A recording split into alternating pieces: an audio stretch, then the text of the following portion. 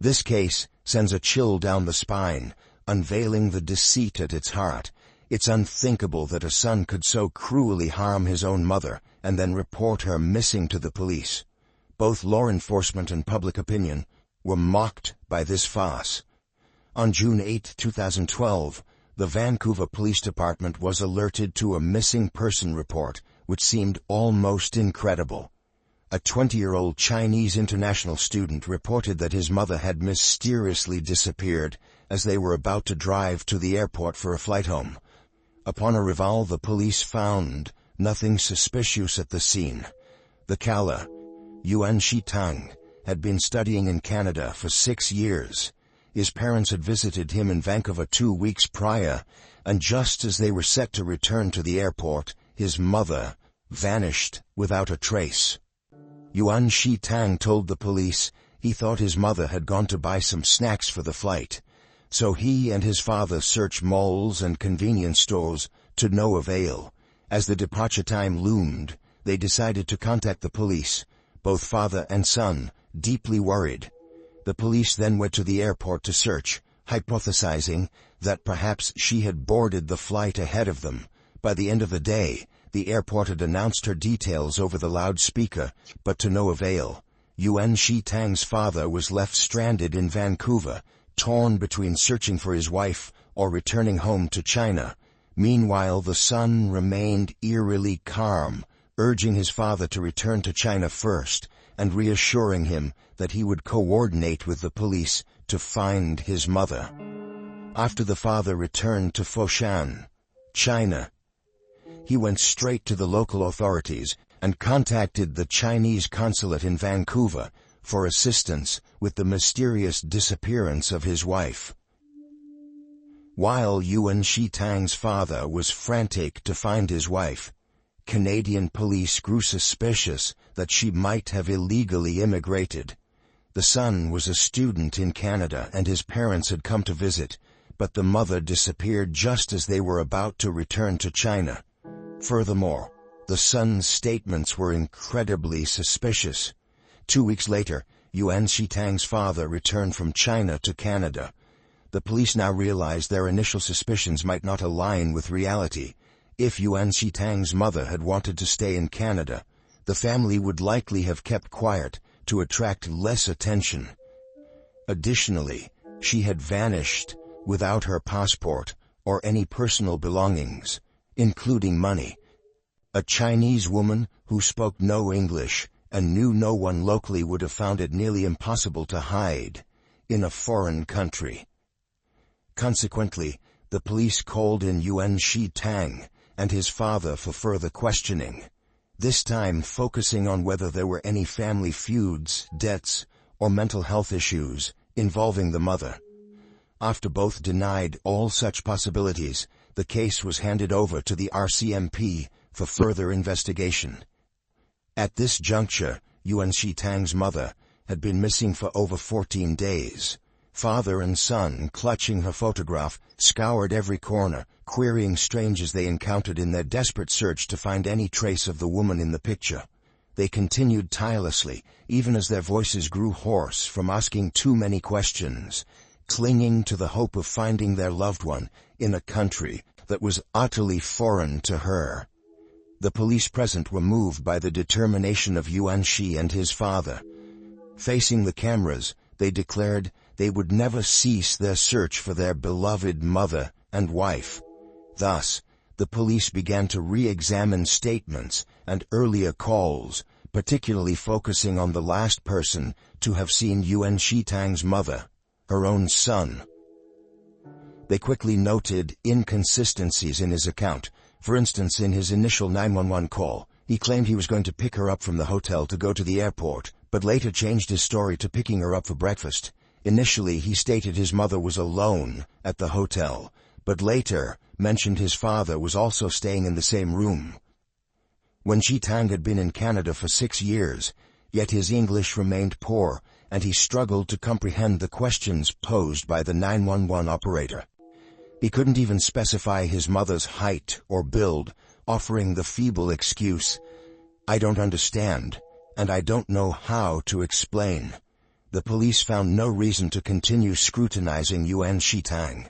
Yet they wondered, why did he still struggle with communication after 6 years in Canada? The investigation then extended to other hotel guests, and a crucial clue was uncovered. The room next to the crime scene was rented by another Chinese national also named Tang. Further inquiries revealed the occupant of the neighboring room was none other than Yuan Shitang. When Yuan Shitang called 911, he told the police that on the morning his mother disappeared, he had traveled from his residence to the hotel to pick her up. However, no one suspected that the dutiful son had a room in the same hotel as his parents, right next door. Calm under police questioning, he explained through an interpreter that his own place was somewhat far from the hotel, so he had booked a room there for convenience. When asked why he hadn't mentioned this before, Yuan Shitang's reply was, "You didn't ask, so why should I tell?" Observing this filial son, one might wonder whether his purpose at the police station was to test their investigative skills or to report his mother's case. Immediately following this, the police searched the room Yuan Shitang had rented. They discovered bloodstains on the ceiling, bedside cabinet, and wardrobe. Similar traces had evidently been there for some time. However, at that point, the blood samples and DNA from Yuan Shitang's mother were still being analyzed in China, leaving the police unable to determine whose blood it was. Another investigative team unearthed some crucial information. The apartment Yuan Shitang rented in the city center was not as far as he had claimed. Furthermore, Yuan Shitang was not living alone. His roommate was a young Asian American woman, and the pair were romantically involved. However, Yuan Shitang refused police entry to his apartment, and, lacking evidence, they were unable to secure a search warrant. On July 29th, marking a month and a half since Yuan Shitang's mother went missing, human remains were discovered inside a suitcase on a beach near Harwood Island, about 200 kilometers from the location Yuan Shitang reported her missing. The body, heavily decomposed, was identified as that of a middle-aged Asian woman. The clothes on the body led police to immediately suspect they had found Yuan Shitang's mother, and autopsy reports confirmed the remains were indeed hers. The victim had undergone spinal surgery identifiable by the screws in her back. Her skull was fractured, showing multiple large holes. After identifying Yuan Shitang's mother as the victim of a homicide, her son became the prime suspect in the case. The police could have chosen traditional investigative methods such as surveillance, interrogation, and evidence gathering, but they opted for a different approach, using a sting operation they believed would be more effective in alerting the suspect. The discovery of Yuan Shitang's mother's body was kept confidential by the police. A week later, an undercover officer from Guangdong called the number Yuan Shitang had listed on his missing person poster. She claimed to have information and arranged a meeting at a Starbucks cafe. She told Yuan Shitang that while fishing with a friend, she found a suitcase.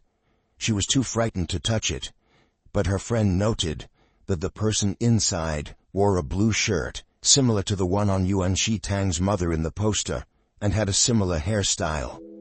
She informed him that they had not yet contacted the police, but if Yuan Shitang paid them a sum of cash, they would help dispose of the suitcase.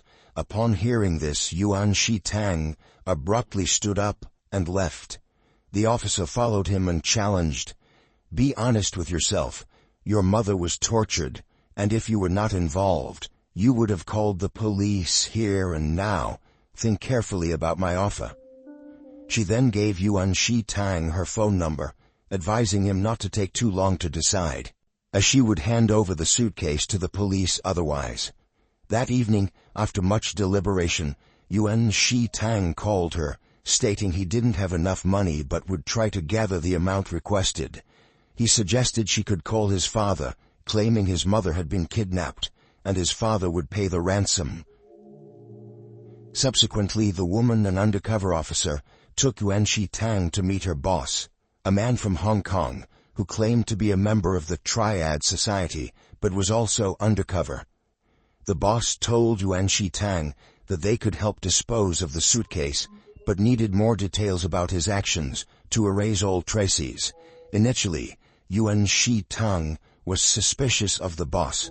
However, when he described the suitcase in detail, its size, color, and design, Yuan Shi-tang became completely convinced. In a subsequent meeting, Yuan Shi-tang confessed to killing his biological mother. He recounted that she died the night before he reported her missing. He had summoned her to his rented hotel room under the guise of needing help with cleaning. While she was picking up coins off the bed, Yuan Shi-tang struck her several times on the head with a hammer. He then smothered her with a pillow for over 20 minutes. After confirming she was dead, Yuan Shi-tang stuffed her body into a large suitcase, took it back to the apartment he shared with his girlfriend, and the next day, he returned to the hotel where his parents were staying and informed his father that his mother had disappeared. Once his father returned to China, Yuan Shi-tang drove to the Fraser River Bridge to dispose of the suitcase, then returned to the scene to clean up the blood and burn the pillow and murder weapon before dumping them into the river. Yuan Shi-tang recounted the entire story to the undercover police. He even proposed a condition after disposing of the suitcase. Could they also eliminate his father? Once he's gone, all his money will be mine. Name your price, and I will meet it. The undercover operatives realized they were dealing with a dangerously low IQ criminal. To maintain their cover, the boss replied, "We know someone dying from cancer who could take the fall for you if you pay enough.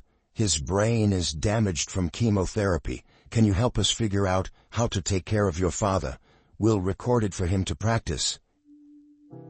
Yuan Shi-tang believed them and detailed his entire crime process. Consequently, the RCMP formally arrested Yuan Shi-tang on September 7th. He was charged with first-degree murder and intentional homicide.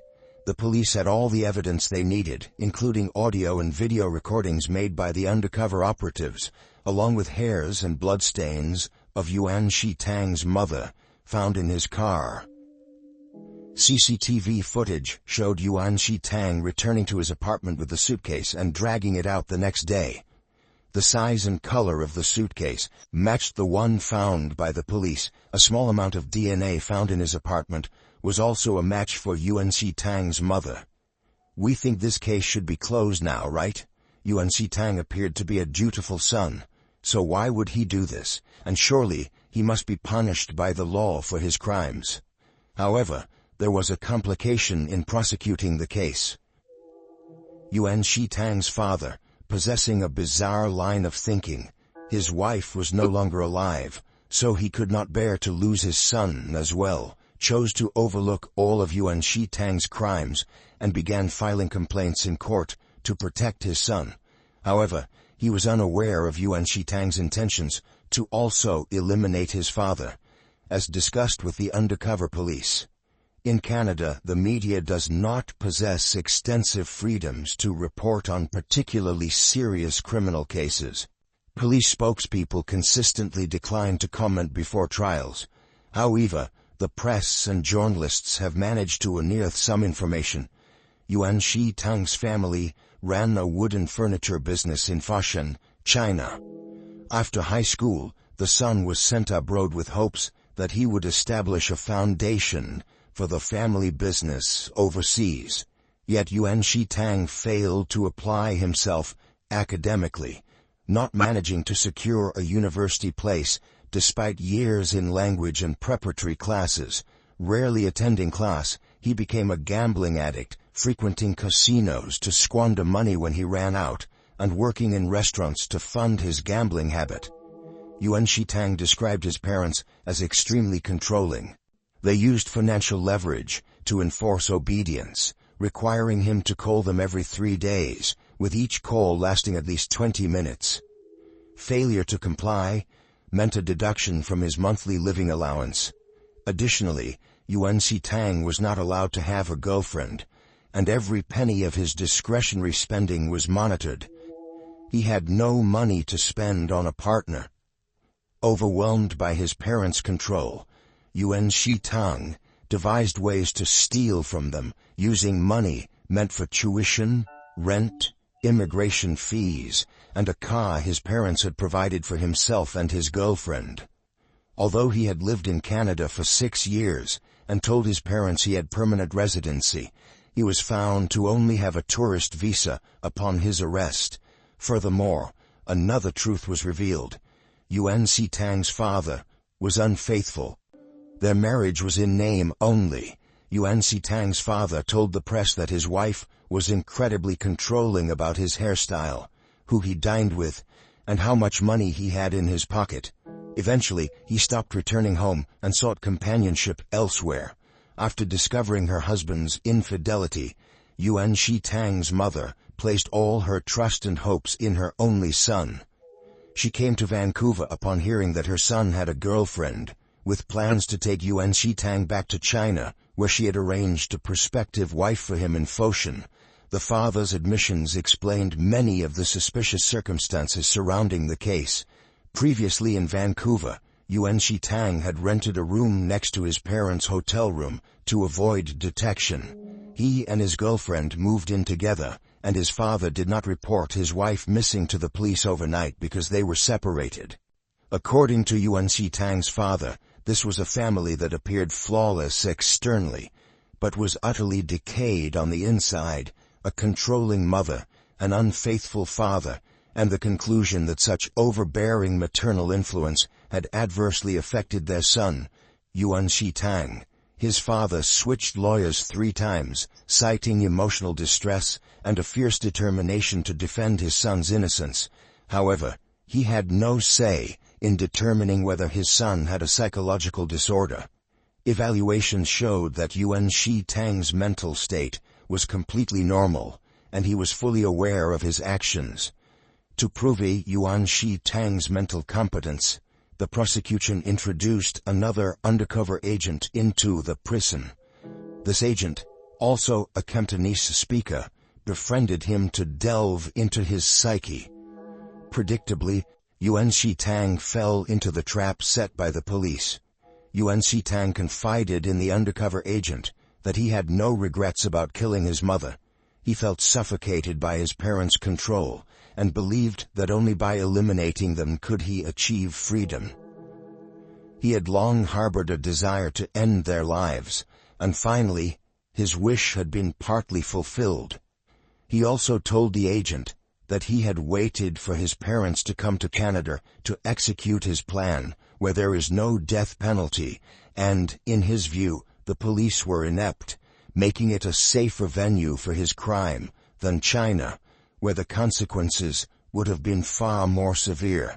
Due to his father's steadfast determination to defend him, he hired Troy Anderson, a highly renowned lawyer, known for defeating the RCMP in court, and adept at handling cases involving legal challenges from the police. The trial of Yuan Shitang was delayed until September 2025, 3 years after his mother's death. Before the trial, his father conducted several interviews, consistently asserting that his son was a good person and that he had a responsibility to protect him. For the prosecution, dealing with family witnesses and defendants is often challenging, as while they seek justice and appropriate penalties for the perpetrator, the family fights to prove their innocence. During a court recess, a reporter saw Yuan Shitang's father pass by the waiting area.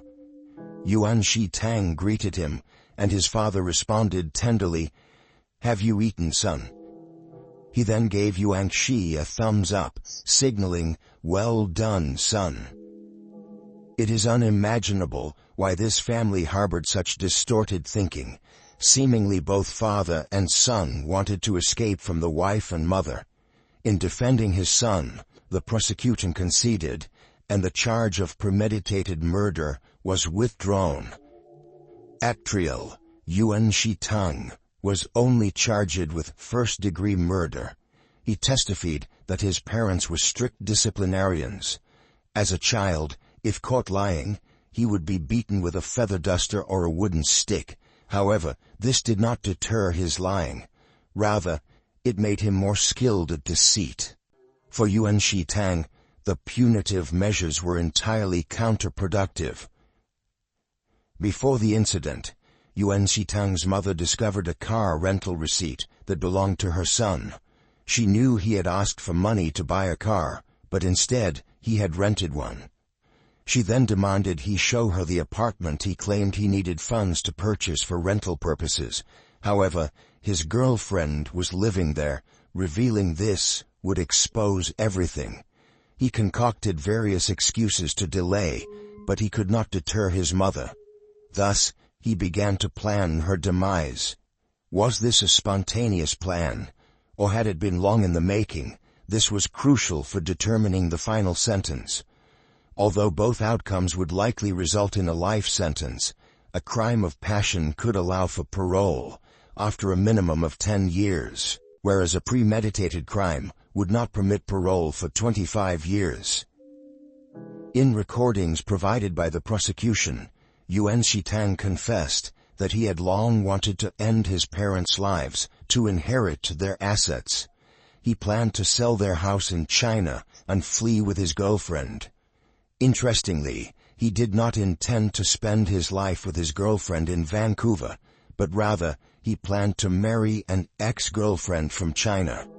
They had met in high school and were deeply in love, but Yuan Shitang's mother, upon discovering the relationship, forced them to break up. Over the past 6 years, he secretly met this girlfriend whenever he returned to China. Once, he changed his ticket after his parents dropped him at the airport and returned to China for a month to see her. The night before the incident, his ex-girlfriend contacted him online to inform him that she had aborted their child a few days earlier. He consoled her for a long time, and his resentment towards his mother grew. Thus, he packed a hammer in his backpack, hoping for an opportunity to kill her. Yuan Shitang's father, who later appeared in court, recounted that his son had described studying in Canada as being like a prison and had agreed to let him return to China. However, his wife opposed this and insisted Yuan Shitang study and settle in Canada and find a Canadian girl to marry to obtain residency. If not, he would have to return to China and marry the girl she had chosen. Finally, Yuan Shitang's father broke down and said, "I feel incredibly guilty for having sent my son to study alone in Canada. It led him to commit the unforgivable crime of murdering his own mother. As a father, I feel a great responsibility for this case. I believe my wife in heaven will understand my heart." Subsequently, an undercover recording showed that Yuan Shitang had actually intended to kill his father as well. However, his father being a robust man, Yuan Shitang chose his mother as his first victim. Throughout the trial, Yuan Shitang's father frequently left the courtroom unable to continue hearing his son's confessions, but no matter what, he defended Yuan Shitang to the end, hoping his son would receive the lightest possible sentence. The judge was shocked by the father's tolerance in the face of his son's horrific crimes. After 5 days of deliberation on whether Yuan Shitang had planned the murder of his mother, the jury failed to reach a conclusion. 2 jurors withdrew for personal reasons and were excused by the court. If one more juror had left, the jury would have been declared ineffective, and the trial would have had to be paused. Fortunately, there were no further reductions. The next day, they reached a verdict, convicting Yuan Shitang of second-degree murder. Out of the remaining 10 jurors, 7 advocated for a 25-year sentence, 2 for 15 years and 1 for 10 years. Ultimately, the judge sentenced Yuan Shitang to life without parole for 17 years. Both the prosecution and the defense were satisfied with the verdict. Reporters at the scene noted that Yuan Shitang still smiled as he left the courtroom. Remember how Yuan Shitang had struggled with communication despite 6 years in Canada. While in prison, he continued his education. and was admitted to a university through his own efforts, marking a tragic end to parental over-control. What are your thoughts on this case? Leave your comments below to join the discussion. And before you go, don't forget to like, subscribe to the channel, and turn on notifications to stay updated on the latest true crime stories.